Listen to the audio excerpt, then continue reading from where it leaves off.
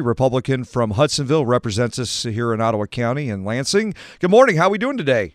Well, it's a chilly morning, that's for sure. It's cold in Ottawa County, and it's cold here in Lansing this morning. It's statewide. Well, thanks for joining us. You and I were talking just a minute off the phone or off the air, and I want to ask you a couple questions before I forget them. One was I had to drive Jenison last night for basketball, and that stretch from US 31 over to Allendale's 2-lane, and then it becomes 4-lane when you get to Allendale, and it's really nice. But that stretch to Allendale is, I mean, my gosh, it's 2-lane and it's packed, and I'm just curious, are they ever going to make that 4-lane all the way over? You know, that is something as Ottawa County grows. Ottawa County is one of the fastest growing counties or regions in the state of Michigan, and that's part of our transportation model, how to accommodate that growth. It was probably about 20 years ago, give or take, that it was just a 2-lane through the community of Allendale proper there, and that was divided out. And that was even kind of a controversial thing. They improved the bridge. That was a major project about 10 years ago. So and also as 231, if that project continues to take on a little more steam, as a bypass for the 31, that would probably be a part of the whole comprehensive transit plan, making sure that we can have goods and services transported efficiently and along with our individuals going to their daily events. So, that is a major corridor that takes on a lot of traffic, and it's probably increasing quickly as the growth of residents in Ottawa County continues to grow. Senator Roger Victory joining us. You're a farmer. You own Victory Farms. But I got a question, and every time I see this, I just wonder why they don't require this. But there was a fire at a turkey farm out in Coopersville the other day. A lot of turkeys got killed there, and we've seen that with horse barns. We've seen that other livestock that die in these big barn fires. And I'm always curious why they don't require those farmers to have sprinkler systems set up in their barns. It just seems like, a tragedy that shouldn't happen. Mm-hmm. Well, so, that would be typically where those facilities are located are in a rural farming communities, because when you're having those larger livestock facilities, you probably don't care to have them near suburbs and other areas. And that would require also water infrastructure. So one area is where we do the agriculture production of our animal livestock groups.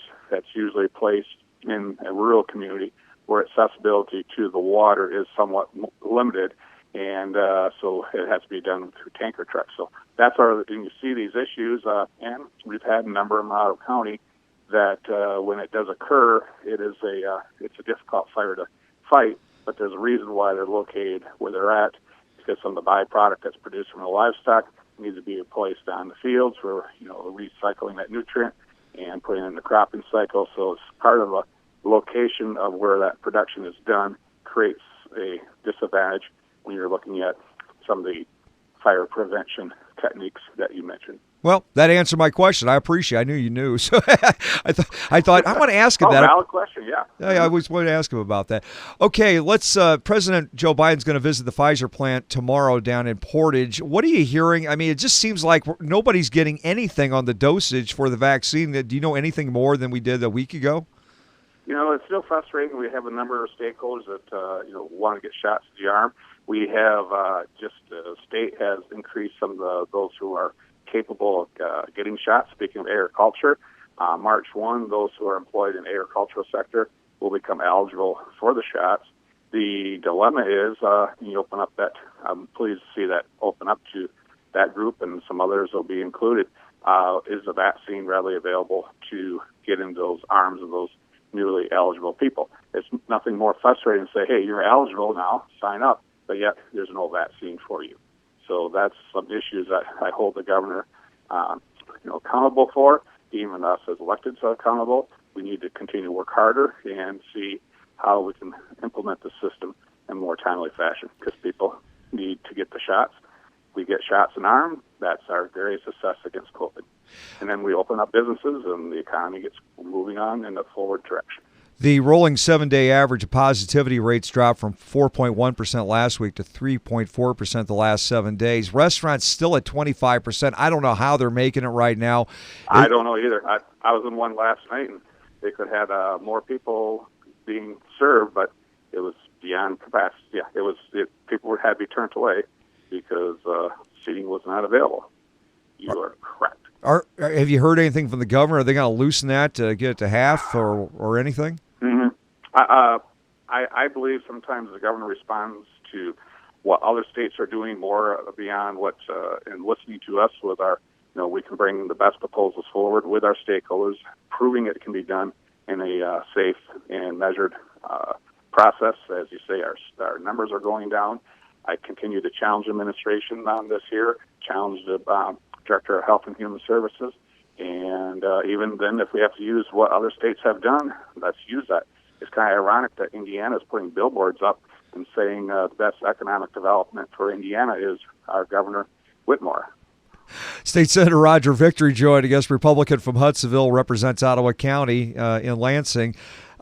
Senator, she had the $70 billion budget proposal thereabouts. Where are we at on that? Because I read another article, and I can't find it right now as we're talking, but not raising taxes, but fees. And some of these fees were, like, incredible.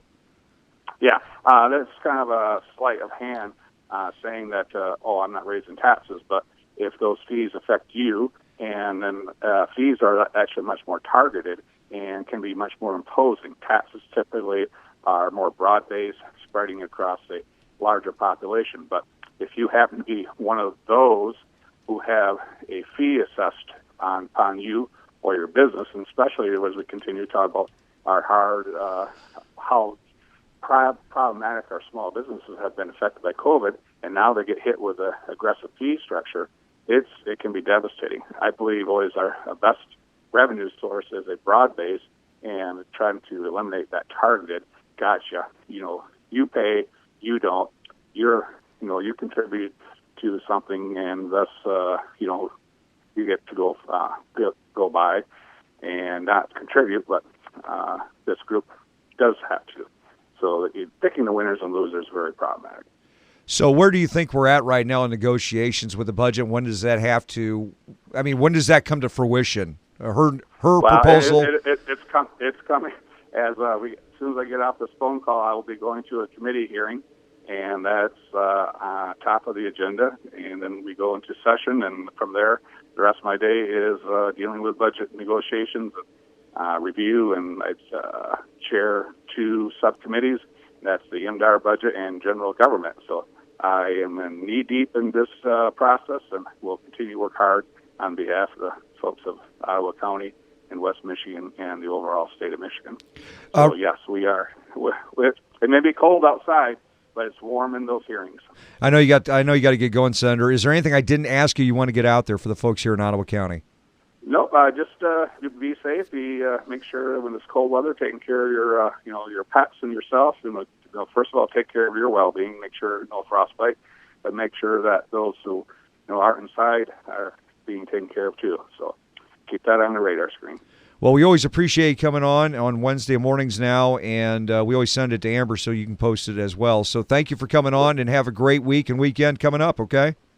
Well, I'm going to sneak back into one of those meetings and keep on the work of the people. So very good. Thank you.